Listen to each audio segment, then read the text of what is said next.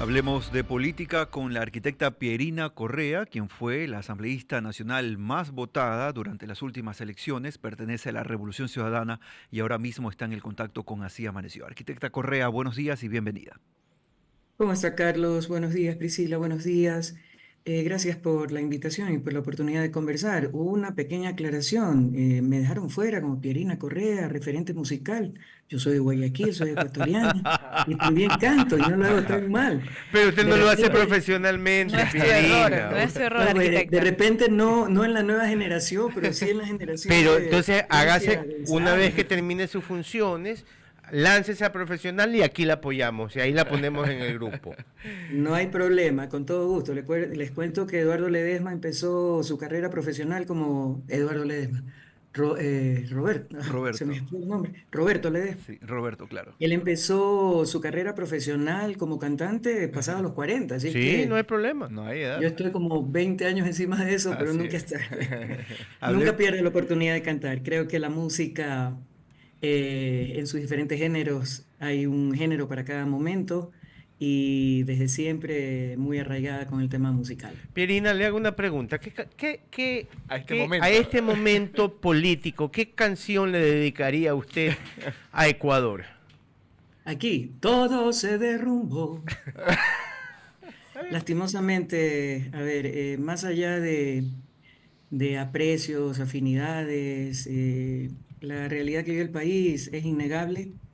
Ha ido en una continua, o si no, si quieren tango, cuesta abajo en la rodada, eh, que se evidencia día a día y en cada lugar por donde uno va. O sea, crece la pobreza extrema.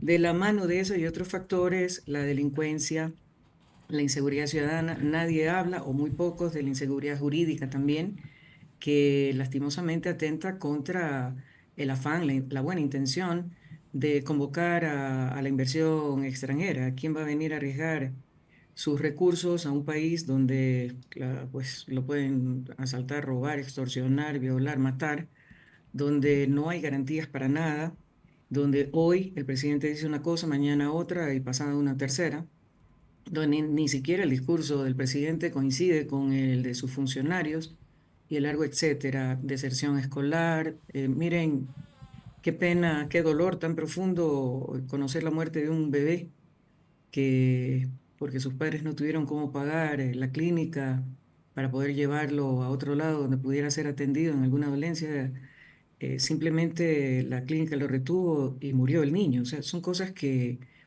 no deberían pasar. Y el etcétera es largo. Y que, con qué tristeza vemos los países vecinos, y más allá de Colombia y Perú, por si acaso, pero de manera más cercana, Perú ha tenido una apertura a la inversión extranjera impresionante. Para aquellos que conozcan, la parte norte de Perú era un desierto y hoy es un vergel.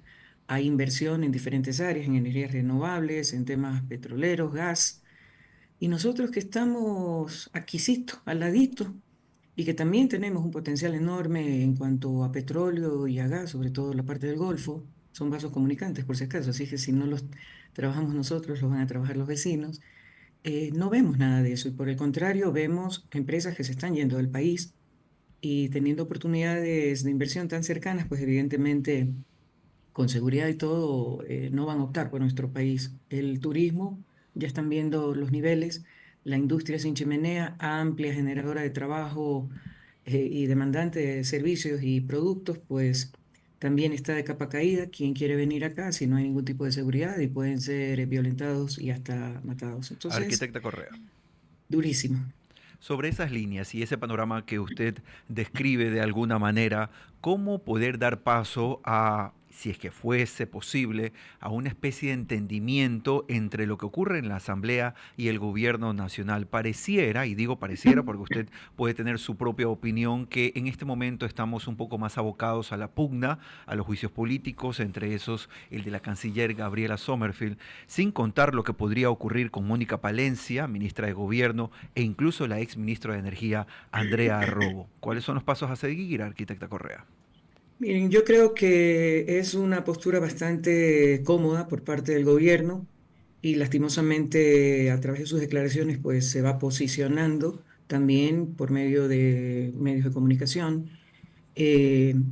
en el sentido de que la Asamblea tiene la culpa de todo, después de Correa, ¿no? Porque todo es la culpa de Correa. ¿Por qué razón? Vámonos al inicio de este periodo interino de la Asamblea y del gobierno. Hubo un acuerdo que muchos criticaron porque sumaba fuerzas de derecha y de izquierda, el gobierno nacional ADN, socialcristianos, derecha, y nosotros de izquierda progresista, y a muchos les costaba entender que eso era producto de un acuerdo con mucho desprendimiento, por si acaso, porque en el caso nuestro somos la bancada más numerosa, si bien no suficiente para tomar decisiones propias, independientes, sin tener que contar con votos de otras bancadas, pero se llegó a un acuerdo de gobernabilidad. Lo mismo se hizo en el 2021 y fue Guillermo Lasso el que respetó el acuerdo. Acá Noboa lo mantuvo hasta que ya no tuvo todos los gustos y no se le dio todos los gustos. Tuvimos 5 leyes consideradas y presentadas por el Ejecutivo como económicas urgentes y con todo respeto, ni eran económicas ni eran urgentes y tampoco eran las mejores propuestas de ley, pero de manera responsable, no solo en calidad de asambleístas, sino a través de este acuerdo que se había hecho legislativo para garantizar la gobernabilidad.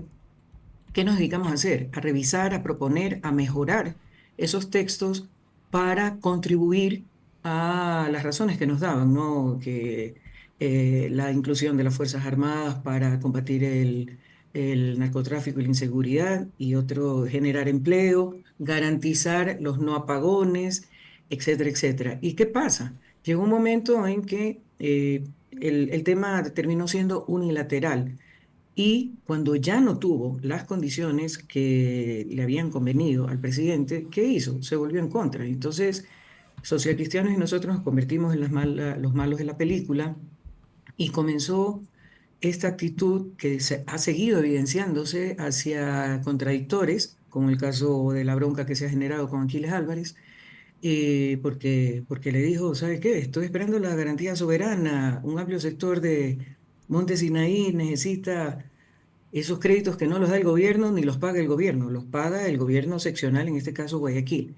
Pero bueno, para no desviarme del tema, entonces, ¿qué sucede? Ahora resulta que somos los malos de la película y lanza todos los dardos contra quienes considera sus contradictores. Y en Entonces, esa misma línea, arquitecta Correa, perdón que le interrumpa, solamente por cuestiones ya, de tiempo, ¿cómo están los votos en torno a la censura contra la canciller Gabriela Sommerfield? Porque hoy el presidente de la Asamblea ha dicho que no apoyará, y es una decisión tomada del bloque del PSC, el juicio político contra la ministra de Relaciones Internacionales.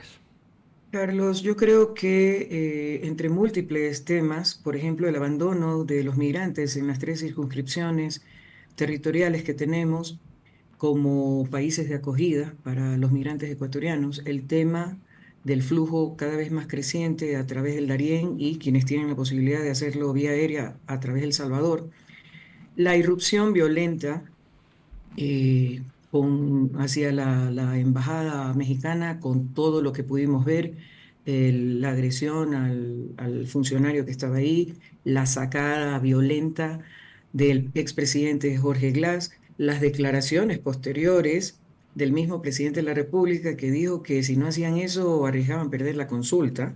O sea, entonces la ruptura de relaciones con México, lo que eso implica en términos de relaciones comerciales. El presidente Noboa se ha referido a México como el peor socio comercial, como que si abundara el dinero.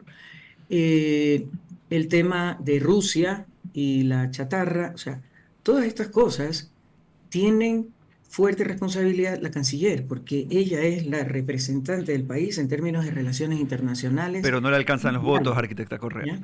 A ver, Carlos, yo le voy a aclarar una cosa. Si nosotros nos detuviéramos en el cálculo político de tener o no los votos, entonces probablemente no podríamos ejercer nuestro legítimo derecho y función, no solo de los juicios políticos, es decir, de la parte de O fiscalización, sea, no es una sino discusión de la estéril, misma parte legislativa, legislativa. ¿no? No es Es una parte, discusión estéril. no, no es una decisión ni una discusión estéril, es la visibilización, la oportunidad de visibilizar ante la ciudadanía en pleno las irregularidades que se están cometiendo desde funcionarios del gobierno. Entonces, si hay los votos o no, pasa a ser secundario, porque desafortunadamente, yo lo he dicho en varias ocasiones, en la Asamblea las cosas se resuelven con votos y no necesariamente esos votos responden a lo correcto, a lo conveniente, a lo adecuado, a lo propicio, a lo conveniente en ese momento para la ciudadanía. O sea, eso tenemos que tenerlo claro. Entonces, ¿pero qué pasa? Yo, como asambleísta, en mi función de legislar y fiscalizar, voy al cálculo político, a ver, uno, dos, tres, cuatro, no, no tengo los votos, entonces no lo hago. No, estaríamos irrespetando una función que nos ha sido delegada por Constitución y una confianza que ha sido depositada en nosotros por el voto popular de amplios sectores de la ciudadanía. Arquitecta Correa, queremos agradecer su participación en este espacio. Seguro hay muchos temas que se nos quedan en el tintero, pero por cuestiones de tiempo seguramente tendremos que avanzar. Ha sido la arquitecta Pierina Correa, asambleísta nacional por la Revolución Ciudadana, quien ha estado ahora mismo en el contacto con Así Amaneció, hablando de la pugna existente ahora mismo, sí, entre el gobierno y la asamblea, entre otras temáticas de importancia legislativa. Son las 8 de la mañana y 51 minutos.